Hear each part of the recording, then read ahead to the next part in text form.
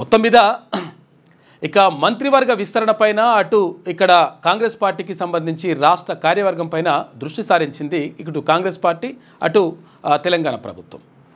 ఇందులో భాగంగానే అక్కడికి అంటే ఢిల్లీకి నీతి ఆయోగ్ మీటింగ్కి వెళ్ళినటువంటి ముఖ్యమంత్రి రేవంత్ రెడ్డి ఇక్కడ వచ్చేది అంటే తెలంగాణకు మళ్ళీ వచ్చేది ఉండే. కాకపోతే ఏంటంటే ఏఐసిసి మీటింగ్లో అంటే తర్వాత ఏఐసిసి పెద్దలతో కలిసి మాట్లాడి ఇక్కడ ఉన్నటువంటి ఇప్పుడు మంత్రివర్గ విస్తరణ చేయాలి, 6 మంత్రి పదవులు ఖాళీగా ఉన్నాయి, 6 మంత్రి పదవుల్లో 5 మంత్రి పదవులు నింపాలనుకుంటున్నారంట. దానికి సంబంధించి కసరత్తు చేస్తూ ఉన్నారు, అక్కడ జరుగుతూ ఉంది. అయితే ఇందులో భాగంగా 5 మరి నింపితే ఏ సామాజిక వర్గాల నుంచి ఎవరిని నింపాలి ఏం కథ అనే దానిపైన కూడా ఒక చర్చ జరుగుతూ ఉంది. మరోవైపు ఏ జిల్లాలకైతే ప్రాతినిధ్యం లేదో ఆ జిల్లాలకి ఏమైనా కేటాయిస్తారా అనే దానిపైన కూడా ఒక రకంగా చర్చ జరుగుతూ ఉంది. ఏది ఏమైనప్పటికీ తర్వాత ఒకరిద్దరి మంత్రులకు సంబంధించినటువంటి పదవులు కూడా మారేటువంటి అంటే కొంతవరకు మంత్రి అక్కడ మారేటువంటి అవకాశం ఉన్నట్టుగా కూడా శాఖలు మారేటువంటి అవకాశం ఉన్నట్టుగా కూడా తెలుస్తూ ఉంది.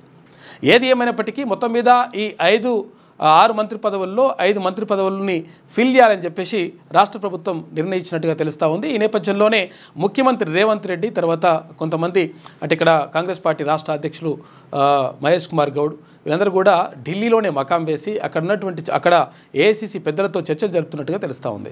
మొత్తం మీద ఇందులో భాగంగా అంటే చాలా కాలంగా ఇక సంక్రాంతికి వస్తుంది, ఉగాదికి వస్తుంది, మళ్ళీ వస్తుంది తర్వాత మంత్రివర్గ విస్తరణ ఇక జరుగుతుంది అని చెప్పేసి ఏడాదిన్నర అవుతుంది. ఈ నేపథ్యంలో మొత్తం మీద మంత్రివర్గ విస్తరణ జరగనున్నట్టుగా తెలుస్తూ ఉంది. ఇందులో భాగంగా మరొకటి ఏంటంటే ఇక్కడ కాంగ్రెస్ పార్టీకి సంబంధించి కూడా రాష్ట్ర కార్యవర్గాన్ని విస్తరించాలి, తర్వాత వర్కింగ్ ప్రెసిడెంట్లని ఒక 4 వర్కింగ్ ప్రెసిడెంట్లను పెట్టాలి, తర్వాత ఇక్కడ ఉపాధ్యక్షులను పెట్టాలి, ప్రధాన కార్యదర్శి కథా కార్యక్రమం ఇదంతా కూడా ఉంటుంది అని చెప్పేసి అందులో భాగంగా ఎవరెవరికి ఏమిస్తే బాగుంటుంది అనే దానిపైన కూడా విస్తృతంగా చర్చ జరుగుతూ ఉంది ఢిల్లీలో. దీనికి సంబంధించి విషయం ఒకవైపు పెడితే మరోవైపు ఇవాళ విప్లవాల పోరు బిడ్డ భువనగిరి ముద్దు బిడ్డ బెల్లి లలిత అంటే మలిదశ తెలంగాణ ఉద్యమానికి ఊపిరి పోసిన వారిలో ప్రముఖంగా నిలిచినటువంటి వ్యక్తి బెల్లి లలితక్క. బెల్లి లలిత ఆమె పోరాటం, ఆమె పాట, ఆమె మాట మొత్తం కూడా తెలంగాణ కోసమే, తెలంగాణ శ్వాసగా, తెలంగాణ ఆశగా ఆమె సాగించినటువంటి పోరాటం మనం చూసుకోవచ్చు.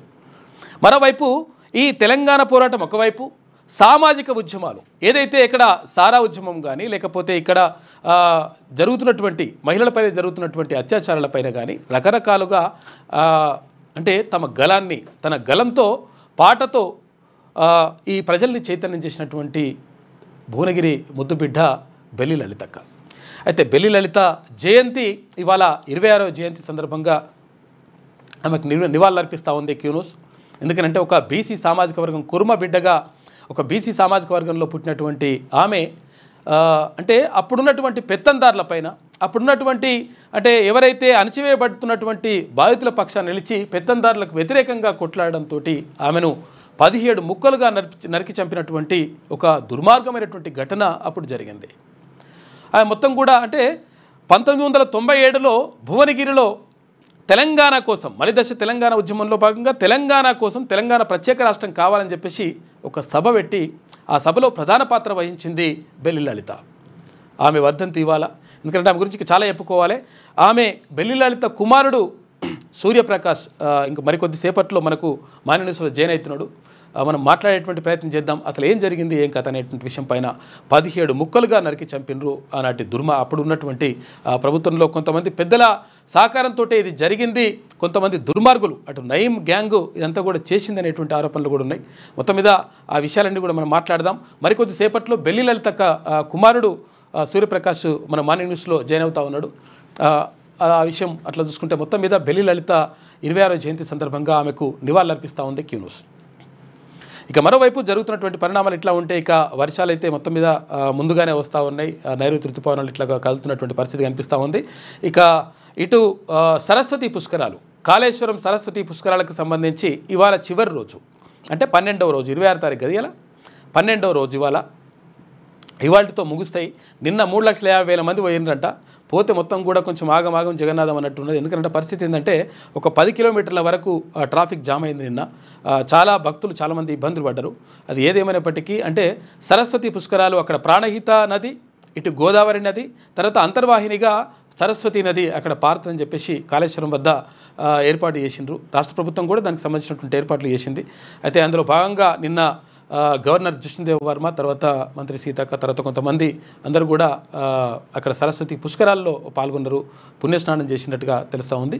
అయితే ఏది ఏమైనప్పటికీ ఇంకా కొంత ఏర్పాట్లు బాగా చేస్తే బాగుంటుండే అనేటువంటి ప్రజల నుంచి అభిప్రాయం మాత్రం వస్తూ ఉంది. ఏది ఏమైనప్పటికీ ఇవాళ సరస్వతి పుష్కరాలు చివరి రోజు. ఇంకా మార్నింగ్ న్యూస్లో ముందుగా మనం ఇంకా చాలా విషయాలు మాట్లాడుకుందాం. మరికొద్దిసేపట్లో బెల్లి లలిత కుమారుడు సూర్యప్రకాష్ మరికొద్దిసేపట్లో మనకు మార్నింగ్ న్యూస్లో జాయిన్ అవుతున్నాడు. మీ పిల్లలు ఐఐటి, ఎంసెట్ లాంటి కాంపిటేటివ్ ఎగ్జామ్స్కి ప్రిపేర్ అవుతున్నారా? జాబ్స్ కోసం చేసే ప్రయత్నంలో విఫలమవుతున్నారా? ఇంగ్లీష్పై పట్టు సాధించలేక పోటీ ప్రపంచంలో వెనుకబడుతున్నారా? స్టేట్ సిలబస్ అయినా సెంట్రల్ సిలబస్ అయినా అన్ని సబ్జెక్టులు ఇప్పుడు ఒక్క క్లిక్లో. షేక్ స్పైకర్ ఇప్పటి వరకు ఎవరు తయారు చేయలేని విధంగా రూపొందించబడిన సరికొత్త యాప్. ఇప్పుడే షేక్ స్పైకర్ యాప్ని ప్లేస్టోర్ నుండి డౌన్లోడ్ చేసుకోండి. కేవలం 1000 రూపాయలకే 7 ఏళ్ల పాటు సబ్స్క్రిప్షన్ పొందండి.